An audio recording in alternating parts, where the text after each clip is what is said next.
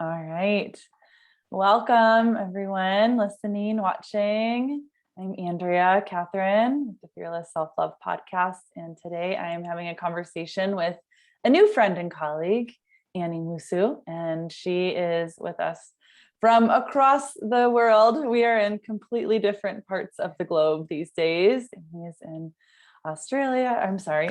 Annie's in France. I apologize. That's right. And, I just got really mixed up with several different things in my brain. And if you keep watching, you can see me blushing. But anyway, Annie and I are connecting around the topics of abundance and self-love.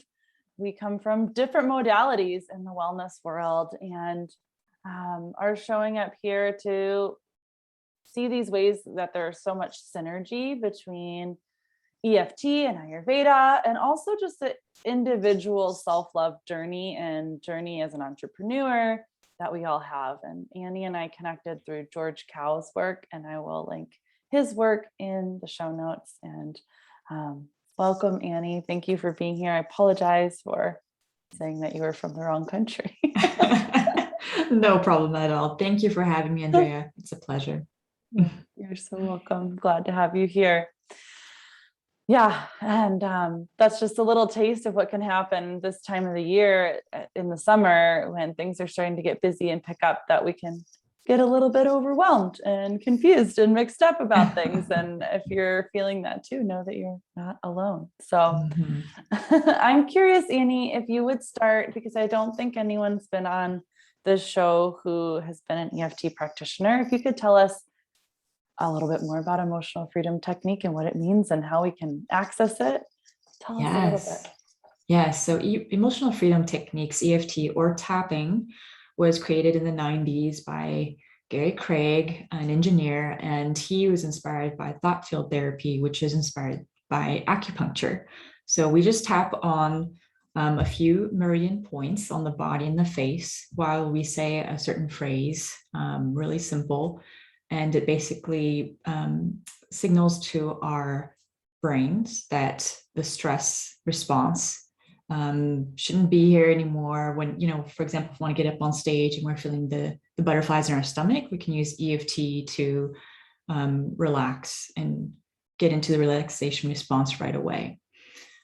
So it's just a really powerful stress relief technique, and it's effective and has been proven to bring down our cortisol levels, which is our stress hormone, by 43% in just 1 hour in a group setting, compared to 19% with a therapist. And there are many studies, a growing number of studies, that show how effective it can be to help people recover from PTSD, phobias, performance, right? Anything, weight loss. I mean, you can use it on everything: physical, mental, emotional, spiritual issues, everything. And yeah, it's just the most powerful tool I've ever come across, and has helped me boost my healing process where my other practices could not take me. Thank you so much. That's really powerful, right? When we find something that is the thing that has been the most transformative. And as you were talking, I was remembering a recent meditation talk that I participated in on Insight Timer, and I'll link to that in the show notes as well. And it was a group setting, and it was little bits of EFT here and there, but it was like, I remember, I think I moved from like a level 5 intensity of what I was feeling down to a 3. Like, it was subtle, but it was noticeable. Right. And it wasn't, I was surprised in some ways by that. And just this opportunity to connect with myself, to reframe my thinking. I've been thinking about this, getting ready this morning, about the power of EFT when we're attached to an idea, a specific idea. And I'm hoping that maybe you can share a little bit more about that at some point. Like, is it a tool that can help us to be a little bit more spacious and open-minded around our attachments? Because when we get in that mental loop about whatever it is that we're struggling with, it can be really hard to break free from that. Yeah. whether that's a minor stressful situation at work or it's more of a belief system that we carry with us. So that's something that I was curious about this morning when I was getting ready to meet with you. Yeah. Do you have an example? Well, I'm thinking about, sure. Since we're talking about scarcity and abundance, you know, I'm thinking about this idea that I still struggle with, that in order to have like a successful business, I have to compromise my values.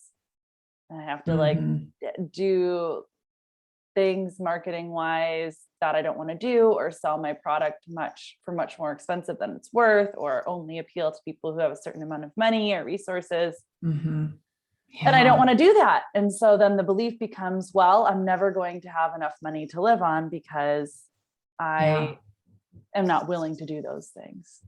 Does that work as an example? Oh, yes, totally. I'd say right away, tap on what you just said, because that's the magic of EFT, is you can just use your words, and that will get, you know, take the edge off of whatever you're going through, so that you can relax and feel more abundant and spacious to do what you need to do next. But but the deeper level behind that issue would be scarcity mindset. Maybe there's financial trauma around that. There's a fear of not being able to make it unless you do these things that go against your values. So EFT is all about undoing those limiting beliefs, because you don't have to. I can already tell you don't have to give up the values that are, you know, important to you to have a successful business. What I found in my experience, and I'm still learning, but I'm just amazed at how tapping can help me heal the parts of me that think I need to do these things, or I need to hustle, I need to work hard to have a successful business. I'm finding nowadays that business can be easy and flow naturally, but only if I heal those parts of me that have struggled for all my life. As a recovering overachiever and a recovering perfectionist, I went through years of, you know, consuming all the business, you know, the free info, and then hopping into programs and hoping that the strategy that was, you know, suggested would be the key to finding new clients. And I can pretty much say now that it's not quite, the strategy isn't the big picture. It's the confidence, it's healing from financial trauma, healing from the lack of confidence that makes us believe we have to do these things or be a certain way to succeed. Are you open to sharing a little bit about your personal story with that transition for yourself and how it's influenced how you show up for others? Yeah, definitely. I mean, I got into EFT much further down my healing path, and I had done so much inner work about my lack of confidence, my daddy issues. I have a codependent family pattern that I've had to devote a decade to healing, and I'm still healing, but I can pretty much say now that the worst is over, and I'm really enjoying the fruits of my work now. But that was linked to scarcity. That was linked to the lack of money, the lack of belief in myself and my own skills. So I jumped onto a coaching program that was generously offered for pay what you can. And thanks to that program, I experienced the power of EFT. And we were tapping on things like self-worth, tapping on things like trusting yourself. So we were going into the events, the trauma, where, you know, I lost trust in myself, where I couldn't trust my intuition, or, you know, things had failed so many times in the past. Why would it be different now? And when I was just so stuck in that survival mindset, I could not get out of it, despite the mindfulness practices, the self-inquiry practices. I was very well aware of my problem, my issues, and where they came from, but I don't know, nothing shifted. My energy stayed the same, and no money was coming in more than usual. And, you know, I was just stunned. Several days later, after tapping, it was in a group setting. We were just tapping on stuff like self-worth, and then money would come in from unexpected sources. And I knew that there was something here. EFT was just so effective and quick and powerful to heal than I wish I would have discovered it years ago. So yeah, it's been a long journey. Now I'm using it to overcome my own success blocks, my own fears of being visible, and putting myself out there and believing in myself. But now that I know, I work with clients and I see the results that they're getting and the results that I'm getting in just a few days. Sometimes I see things pop up, money comes in, and it's all legal. It's not like, I mean, the money is coming in different miraculous, quote unquote, ways, things I would have never imagined would be possible years ago. So I grew up with a poverty mindset, scarcity mindset, and I even was proud of that, of struggling, and so now I'm just so grateful to be on the other side, and I know now that it's possible, that anything is possible. We just have to release all of that long-term stress from our bodies. Thank you. I appreciate hearing what you had to say. And we set this up as like a joint interview back and forth. And I'm just feeling myself wanting to just keep going into what you have to say. And maybe we'll have to do that in the future, because I have lots of questions. But I'm curious for people who are watching or listening who don't know anything about tapping. I know they can research it, but when you say you're tapping on self-worth, like my mind, when I think about, well, what would that sound like to someone who doesn't know what tapping is? I'm like, what does that mean? How do you tap on self-worth? Where is self-worth? So could you just give like a little micro either demonstration or explanation of what do you mean to tap on something? Like, what are you actually tapping? Yeah, well, we start on the carotid chakra points. It's on the side of the hand, that fleshy side of the hand. And I just use 3 or 4 fingers. And, if I'm thinking, let me think of the example that you gave me is, I just use your words first, even though I feel like I have to sacrifice my values and do all these things in marketing I don't want to do, I deeply and completely accept myself, say that 3 times. And then you tap on the different points, and I can give you a PDF with that. And that will bring down the level of intensity for that initial surface part, right?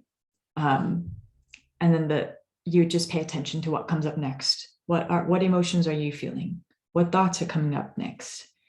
If you're too much in your head, you can go into your body and just tap on, even though I feel this tension in my throat right now, I deeply and completely love and accept myself. Self-worth is such a huge topic. That's when I would work with, ideally, someone one-to-one and discover the roots behind that, because that can be linked to something completely different. For example, my money issues, I did not think it was linked to my daddy issues, but it was, because my dad was the breadwinner. I came from a traditional family where the Asian woman was submissive. She didn't make the money, and my dad brought in all the money, and he had all the control in the household. So when I was dealing with healing that part of me, I realized, unconsciously, there's a part of me that adheres to that belief still, even though my feminist was like, no way that's possible. I had promised myself I would never be like my parents. But on an unconscious level, in our bodies where all that is stored and that trauma, it was still very true. And until I tapped that away, it was going to be a struggle and a hustle, always long and hard work to make money. And that was only one aspect of it.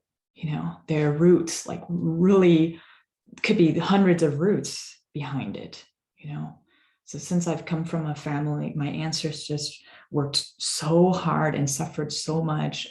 My dad came from a very poor family in Vietnam. I felt guilty that I had an easier life, for example, so that could be self-worth, like, I don't deserve an easier life because my ancestors struggled so much. So there's a part of us unconscious that wants to stay loyal to our families, even though us rebels maybe not, that doesn't make any sense, but it's all unconscious. I hated admitting that to myself. Oh my goodness. Thank you for opening up in that way, Annie, because I'm guessing a lot of people can relate to, I can relate to different pieces of this story, and some of them are completely different than my story. But some of the impacts, right, of that, financial gain only comes from long and hard work and deep, deep, deep sacrifice. That's what I saw my family do. And yeah, I hear you. I could go into it more, but I hear you on that. And I'm curious if it just took that one tapping session to move on, or Oh no. Okay. No. Something like this would take ideally it would be 12 sessions right away if someone came to me with this. It's a longer package because it's been there for so long and there are many, many roots. Of course, I definitely encourage self-healing. Except when you work with trauma, you just have to be careful about what you tap on. I'd recommend working with a practitioner if you're tapping on trauma, but otherwise, like, that's another beautiful aspect of EFT is you can do it on your own. You can start to remove all the layers and release these things that have been there for so long. Thank you so much for sharing, giving us a little taste. Appreciate it. Yeah, I'm curious how Ayurveda has helped you overcome, or working through these scarcity blocks too. Yeah, it's interesting because I think for me, the Ayurveda path has been super transformative in terms of like my physical body, self-image, my sense of self-care, my sense of self-worth. And I'm still working on this other financial piece. Like there's little pieces that it's supported, but for the most part, when I look back and I think about how has Ayurveda transformed my self perspective or my self-love, it's really profound in the areas of, wow, I actually love my body, and it's not like, oh, I look in the mirror and I'm like, oh, I look amazing. That's not what I mean. Sometimes I feel that way, but usually it's more like I actively am loving my body. I'm making choices that serve me, and I'm not really worried about how it impacts someone else. Like, I go to bed pretty darn early these days. I say no to a lot of things that I love, but there's a huge but that goes along with it. I feel terrible the next day, ... And so being more confident and being able to advocate for this vessel that I'm in, because how my skin feels, how my digestive system is, my ability to see clearly, to feel rested, all these things impact how I show up for my own healing, for my own self-awareness and growth and things we're talking about, but also for my friendships and partnerships and for my family, and to be able to be an advocate for social change in my community and our world. These things depend on how I care for this physical form. And so that's been, I think, the most profound piece is recognizing I don't have to sacrifice my needs to fit in or to be liked or to fit a certain mold. And in some ways, Annie, that's actually pushed up against this, what our culture says we need to do to have what we need financially, because I'm not willing to do certain things. I'm not willing to work late into the night most nights. I'm not willing to, I heard a podcast the other day of like business leaders talking about the number one thing that they recommend to new entrepreneurs. And one was like, make your to-do list and don't go to sleep till it's done. I'm not willing to do that, and this is where it's like values sometimes push up against each other. And so Ayurveda has also been a part of reminding me that multiple things can be true at once. And that's Ayurveda sees that each human, each person, each animal, each living thing is a microcosm of the macrocosm, right? And so if in my own experience, I can be self-loving, I can be self-doubting, I can feel the abundance of nature and community and love and deep intimacy in my friendships and vulnerability, and also feel the scarcity and the insecurity of my finances or the safety of being a queer person in a really conservative place. Like all of these things can coexist, and they are evidence that I'm a microcosm of the macrocosm. Because if we look at our world, We have war and we have peace and all of the things in between at one time. We have love and acceptance and hate in the same community. And so I think that's, the bigger vision. And Ayurveda also kind of blew my perspective of my own spiritual approach, changed a lot, I guess is how I'll say it. Like, I didn't realize I had, for anyone who's a Christian, who's listening to this or grew up Christian, like I had God in this little tiny box. Like this is, and I didn't think I did. I really didn't think I did, because I've always been a much more politically progressive person and grew up with, a variety of ways of looking at things. So I was surprised how limited my view was and how much more there was to gain in terms of understanding our interconnectedness. And that continues to astound me, like the deeper I go with my own practice, the more I feel connected to the horsefly that's trying to bite me while I'm on the river.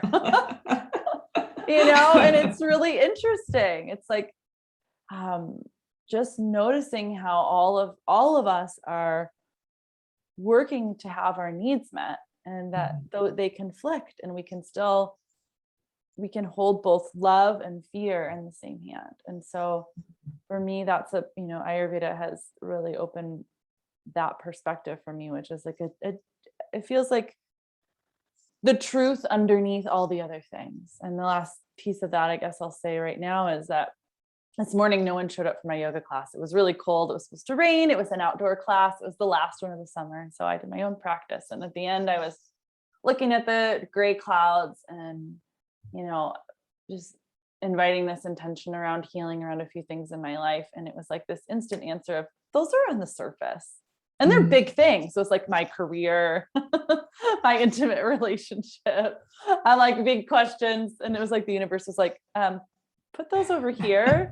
You are this like I had this image. I didn't even know if I'd share this. I had this image of like, you are this like silver light being. That's who you are. And I was like, okay. It's like, wow. So now what do I do with these questions? Nothing, just lie here. Okay. Yeah. Beautiful. And it's just this reminder of how all of the things that move through our minds, not that they're not real or they don't exist, but they can take us away from the truth of ourselves. So my Ayurveda journey at the Kripalu School of Ayurveda was really a step into that, much deeper than my initial yoga training was. I mean, it was many more hours, right? And I had that baseline. But that's, I think, what it really invited me to do, was to really connect with the spiritual essence of myself and others. Yeah. Oh my goodness. Thank you so much. That's so beautiful.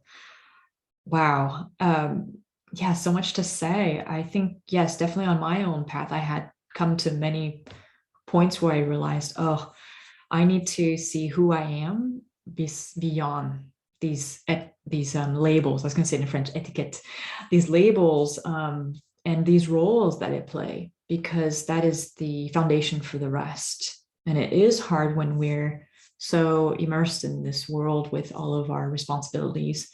But time and time again, life has shown me, like, you need to be clear about who you are, that you are safe and you are worthy. And, despite anything else that's happening on the outside. I know that's not easy. I've struggled with that for so long.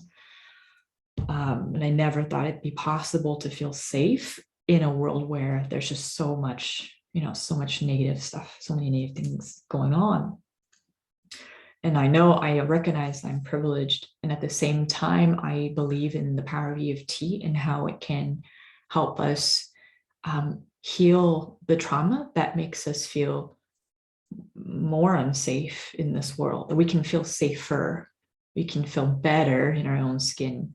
And yeah, I totally agree with you that taking care of ourselves is the first step, is the minimum, I'd say. Because that was the first part in my healing path, was health issues. I realized, like, if I don't take care of my body, I can't do anything else well. I can't be a good partner or a good daughter, or I can't do anything well if my body's not well. That's just the minimum, right? And then with time, I saw how accepting my body and honoring its needs makes me more spacious or abundant enough to be able to accept, like you said, the dual emotions, the love and the hate and the fear, and honor both. And with time, it's about accepting that that balance between all of it, you know. And nature teaches us that, and Ayurveda teaches us that, is that if we're constantly swinging from left to right or yin and yang, we're in trouble. Quote unquote, we're in trouble. I always, in the greater scheme of things, we're constantly learning and evolving. So it's not like I don't believe that we're like doomed, you know, but we'd gain wisdom in seeing where we're swinging from one side to the other too much, you know, and our bodies are really good at showing us that. That's so true. And we can feel, you know, as you were saying, in one moment, remember that we're whatever this silver light being. Yeah. And in another moment, be in panic. And that is a part of life. And what you're saying is, if we're going from one to the other really fast, that's when we can feel really disoriented and ungrounded, right? Yeah, totally. And, or if we're just staying in that scarcity panic space, it doesn't determine, like you said, our divinity, but it is a cue that maybe something needs to shift. And I'm curious for you, like, what helped you to let go of the scarcity mindset in terms of your self-love practices and EFT? Like, how did you move in that direction?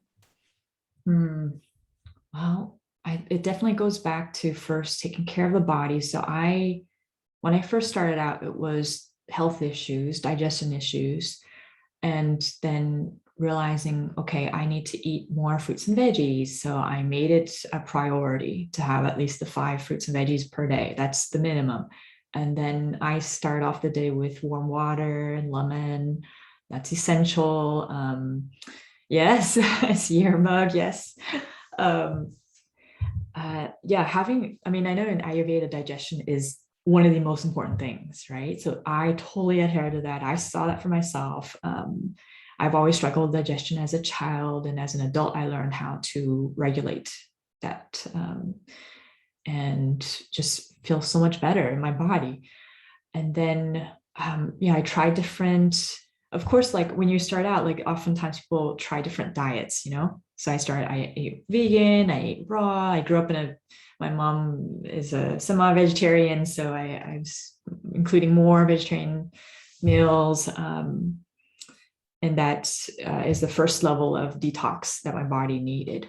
And then further on, it was out of necessity that I had to heal the parts of me that were aching to heal, because my husband and I had a long history of codependency. And so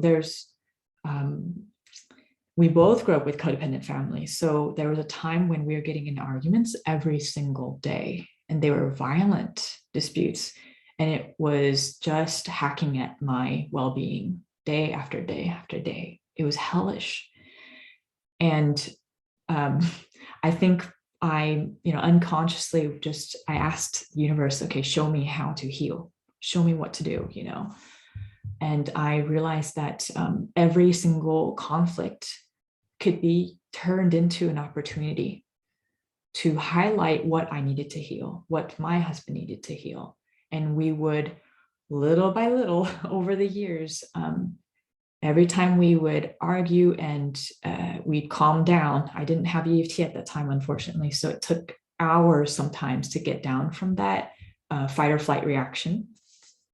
Whereas now, if that happens, I could tap right away, and I could find that calm right away and think more clearly and find better solutions than to, like say mean things or something. So that's this relationship showed me what I need to heal, and fast tracked. It was a fast track to spiritual healing, physical healing, because if I didn't take in consideration what he needed and what I needed, and we didn't realize those were childhood wounds that were coming up to the surface, then the next day it would start all over again.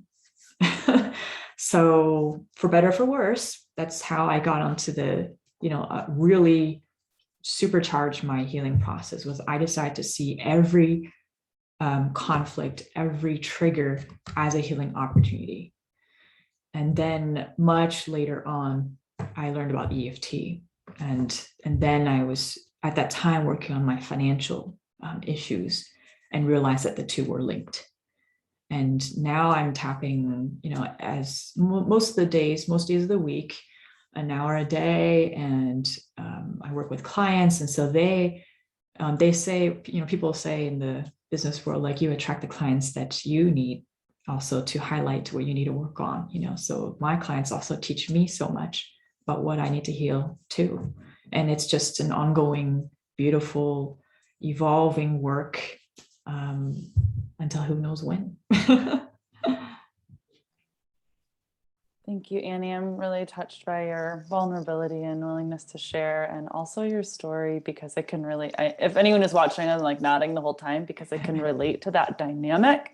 In my marriage, I was divorced several years ago, and even now in the partnership I'm in, having these opportunities to just like recognize and see what's happening as a mirror, I think is what has kept me continuing to work on myself, instead of just saying what I think, and a lot of people say and would do is like, this is too hard. You didn't both enter this relationship perfectly, so you might as well just go separate ways. And so I'm in a deep dive at the moment of really looking at what happens for me when it feels like the bottom falls out and I go into a state of panic, whether that leads to a panic attack or it leads to an anxiety state, like a long-term anxiety state. And it leads to, for me, a lot of blame myself, blaming others, and it's a really devastating place. And so I hear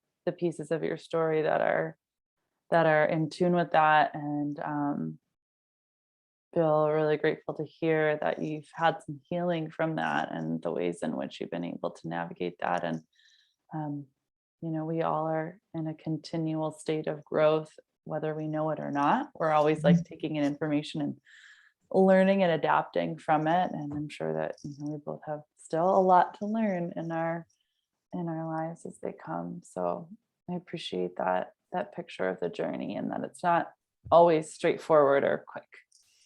No, it isn't. And I think there's, I do believe in divine timing, even though it may sound weird to some people, but there's just so many moments when I said to myself, I want to heal this no matter what. I want to heal as fast as possible, because I was so much in that scarcity mindset, lack of love, lack of money, of course, lack of everything, confidence. It was, so much desperation, and hopelessness. And so, yeah, there's a time for everything. But I think that's why I'm so passionate about EFT, because I now realize how much quicker it can go thanks to this technique, releasing the trauma and releasing the pain that upholds the conflicts and a lack of confidence. It doesn't have to take years. And our body is capable of amazing healing that we just need to tap into. Literally, we have our fingertips can make that healing happen. And it can be a lot easier than people make it seem to be. And of course, a lot simpler than, the industries in our society, businesses maybe who are greedy want us to believe. That wisdom is within. And, we have this tool to release that stress, that pain. Yeah. Thank you so much. And I'm guessing that EFT can be adapted and made accessible to people of all physical abilities, right? So if you're not able to move your hands in that way, there are other ways to access the points that are they connected with energy points in any of the traditional medicine systems? I don't think I know. Yeah. Oh yeah, And definitely. like, I'm like Yes. remembering all my acupuncture moments. Yeah, because you've studied a little bit of traditional Chinese medicine, right? Just a I little think through a little Scott bit. Blossom. Yeah. Yes. Yeah. Each meridian point that I tap on is linked to an organ, Mhm. linked to certain emotions. So Mhm. yeah, there's basic stuff like, our liver is linked to anger. And I mean, all that was really strange when I first stumbled upon it. But little by little, I did my own experiments and I realized, oh wow, like this is true for me. I'm gonna keep going and see what happens. And yes, yeah, there's definitely ways to adapt EFT to all bodies. And even if you tap, this is a really strange thing, but you can just tap on above the point, even like there's one on top of your head. If you have like Not touching, you mean? Just yeah, kind you of. don't have to touch your own head. You can just tap Okay. above it and it still works. And there's, quantum mechanics, or there's studies are showing now that that's how energy medicine Yeah. works, Mhm. so it's going to be less and less odd to see this kind of Yeah. stuff with time. Awesome. Thank you. Well, I'm just noticing the timing and wanting to Yeah. give people, their time and energy back wherever you are listening, and also encourage you to stay in touch and reach out to Annie if you want to learn more about EFT. Reach out to me if you want to learn more about Ayurveda. And what's a tip that you want to leave people with? Well, I think beyond the ones we've already mentioned, I definitely recommend spending time in nature.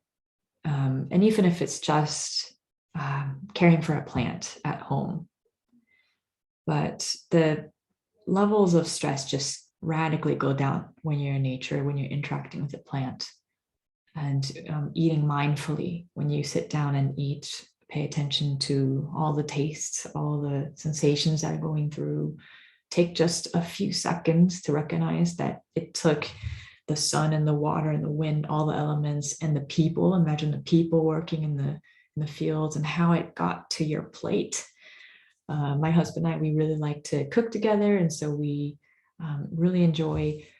He chops the vegetables, and he always is very mindful about like putting the love into it and paying attention to how to cut like the zucchini. How do I want to cut this today? And he kind of just follows his intuition and cuts it maybe in half moons, or some other day will be something else. I don't know. And it just always tastes so good when it's made with love. And so just basic stuff like that: drink enough water, get enough sleep. Um, and then I usually recommend people to tap a little bit every day. So it could be a morning ritual or a bedtime ritual. And you can just start tapping on the side of the hand. If you have no time, just 2 minutes tapping on the side of the hand, you don't even have to say any words. And you'll be sending the signal to your body that you're safe, you're abundant. And it starts signaling to the body to relax right away. Awesome.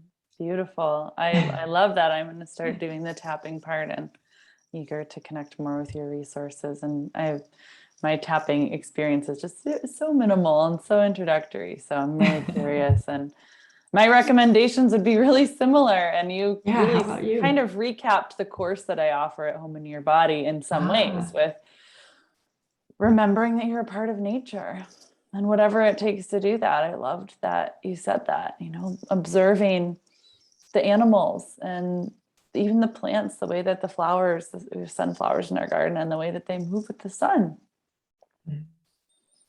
And seeing opportunities to remember that you're connected to all of these different things by way of being a part of creation, a part of nature, a part of the animal kingdom. And